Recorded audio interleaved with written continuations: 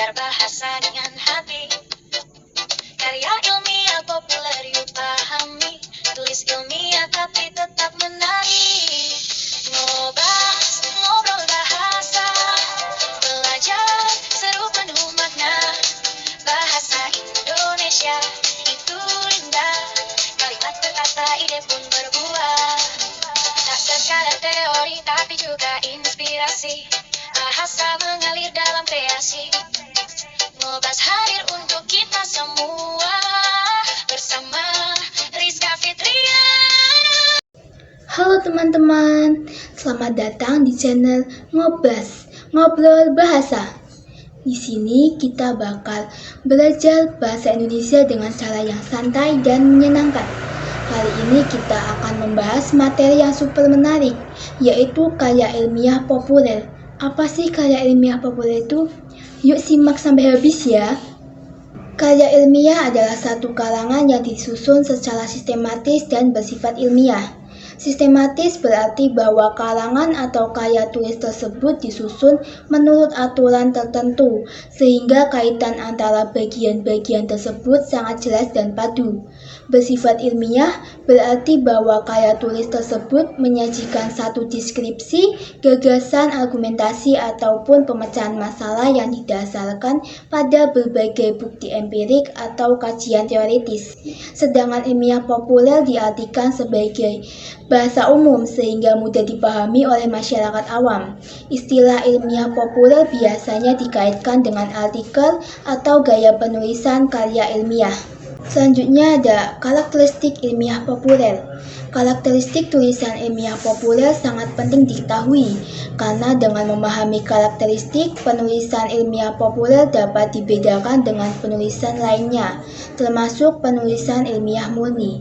Adapun karakteristiknya, yang pertama, pesan yang digunakan bersifat menarik perhatian pembaca dan bersifat persuasif. Hal ini disebabkan karena pada umumnya pembaca yang ditargetkan ialah umum atau bukan spesialis yang di bidangnya mengenai topik bahasan yang ditulis. Yang kedua, isi tulisan diusahakan memikat minat baca orang lain agar ia tetap terus membaca tulisan tersebut sampai selesai. Penulis melakukan kontekstualisasi data hasil riset ke dalam tulisan tersebut sehingga data dapat dipahami dengan mudah oleh pembaca umum. Bahasa yang digunakan bersifat umum dan tidak menggunakan terminologi khusus yang hanya dipahami oleh ilmuwan atau kelompok tertentu. Selanjutnya ada struktur karya ilmiah populer. Di dalam karya ilmiah populer ini juga memiliki beberapa struktur, yaitu ada judul, pendahuluan, bagian isi, dan penutup. Selanjutnya, prinsip dasar penulisan artikel ilmiah populer. Pertama, ada penggunaan bahasa harus mengacu pada pedoman umum ejaan yang disempurnakan atau EYD. Yang kedua, ada struktur kalimat harus ditulis secara lengkap dengan subjek, predikat, objek, dan atau keterangan. Selain itu, kalimat tidak boleh disingkat. Contohnya kalimat seperti bahan baku pakan ternak terdiri dari jagung, bekatul, dan lain-lain. Tidak benar, dan satu alinea harus terdiri dari minimal 2 kalimat, yaitu kalimat inti dan kalimat penjelas. Meskipun paragrafnya panjang, tidak ada paragraf yang hanya terdiri dari satu kalimat. Yang ketiga, satu alinea harus terdiri dari minimal 2 kalimat, yaitu kalimat inti dan kalimat penjelas. Yang keempat, penggunaan istilah harus mengutamakan istilah-istilah yang ada dalam bahasa Indonesia atau yang telah diindonesiakan. Jika ada istilah asing harus disertakan terjemahan. Namun jika tidak ada, boleh menggunakan istilah dari bahasa asing atau daerah. Yang kelima, penulisan kutipan harus ditulis dengan huruf miling atau italik serta diterjemahkan atau dijelaskan maksudnya. Oke, materi yang terakhir ada teknik penulisan artikel ilmiah populer. Di dalam teknik penulisan artikel ilmiah populer ini juga memiliki beberapa teknik. Ada penetapan tema atau topik, perumusan tujuan penulisan, penyusunan outline, pengumpulan bahan-bahan, pengajian sistematika, outline, mengembangkan kerangka penulisan, dan mengkaji hasil pengembangan outline. Langsung saja ke penjelasan yang pertama, yaitu ada penetapan tema atau topik. Tema atau topik yang akan ditulis perlu ditentukan terlebih dahulu agar apa yang akan ditulis itu lebih fokus pada suatu hal dan gagasan penulis tidak menentu tanpa arah yang jelas. Penentuan tema atau topik tersebut dapat dimulai dari keinginan penulis untuk mengungkap suatu masalah yang dirasa aktual dan penting atau berdasar atas informasi dan data yang cukup lengkap atau memadai yang telah dimiliki oleh penulis atau atas hal lain yang dirasa dapat mendorong penulis untuk menulisnya. Yang kedua, perumusan tujuan penulisan. Setelah menentukan tema atau topik, maka penulis perlu merumuskan tujuan yang akan ditulis agar dapat memperjelas arah penulisan dan tulisan menjadi tersistematis. Namun untuk artikel ilmiah populer ini, apabila hasil karya tulis tersebut diterbitkan di media cetak harian, maka rumusan tujuan penulisan perlu disusun secara tersirat, tetapi jelas bagi isi penulis. Rumusan tujuan penulisan tersebut hendaknya memang bersifat real, yang dapat dicapai, bukan sesuatu yang terlalu ideal, tetapi ternyata tidak dibahas di dalam penulisannya. Hal ini seringkali dilupakan oleh para penulis, yakni antara tujuan dengan pembahasan dan bahkan dengan kesimpulannya tidak relevan. Ketiga, penyusunan outline.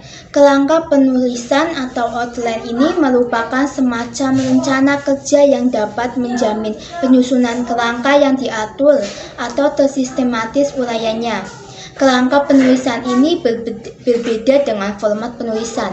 Kerangka penulisan dapat dibuat dengan menyusun konsep-konsep penting apa saja yang perlu dikembangkan sesuai format penulisannya yang telah dibuat. Kerangka penulisan ini dibuat guna mengarahkan penulisan dalam menyusun kalimat, alinea maupun hal-hal yang perlu dilaporkan agar sesuai penekanan atau tujuan penelitian dan tidak berbelit-belit. Yang keempat, pengumpulan bahan-bahan. Dalam menuliskan karya ilmiahnya, maka diharapkan penulis tersebut telah memiliki bekal permasalahan atau topik yang akan ditulis beserta referensinya. Bahkan telah mengumpulkan dan mentabulasi data. Berbagai data atau informasi yang sudah ditabulasikan sesuai tujuan penulisan merupakan bahan penulisan karya tulis ilmiah dalam wujud artikel. Jika fakta-fakta mengenai masalah yang akan ditulis sudah dianggap cukup terkumpul, maka penulis dapat memulai penulisannya.